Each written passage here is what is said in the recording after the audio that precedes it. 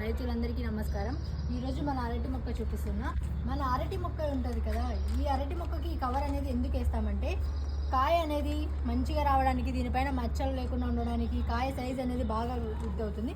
First ఇక్కడ ఒక పువ్వు లాగా ఉంటుంది, ఇది మనం తీసేసామన్నమాట. ఈ పువ్వు అనేది తీసేసి ఈ పద్ధతిని డీనావెలింగ్ అంటారు.